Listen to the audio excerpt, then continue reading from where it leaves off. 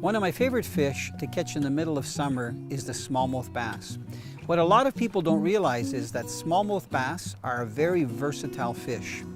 They can be feeding at 20 to 40 feet in depth, and then in a matter of 10-15 minutes be cruising shorelines that are only 5 to 10 feet deep. While most people target smallmouth using live bait or soft plastic, or sometimes even trolling for them, I love to use a presentation that's a little bit different. It's a twitching or slashing presentation. And I find that the X-Wrap, especially in the live series, works extremely well when you're dealing with clear water conditions. Now, a lot of times, a smallmouth bass won't just come up and rip at the lure and grab it. They'll just follow it because they're not sure what's happening. In those situations, it's very important that you wear polarized glasses and that you watch your lure in the last 20 feet when it comes close to the boat, because oftentimes you'll see the smallmouth follow, and that's the time to make very aggressive short twitches where that lure is going left, right, almost in one spot.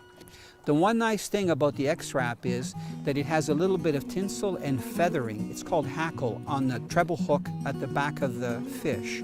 And when you see that going through the water, it actually kicks from side to side. I believe a lot of times that kicking action with a little bit of feather actually gets a smallmouth to strike. Now, it's very important that you try to keep as direct line contact with the lure as possible, because if a fish hits right after you make a twitch or a slash, you have to be ready to set the hook. I find that if I'm constantly reeling when I'm twitching or slashing, it really improves my chances of hooking up a fish. Also, if I hold my rod tip close to the water instead of up in the air, that way when a fish hits, I've got lots of room to lift that rod up or move it to the side and get a really good hook set.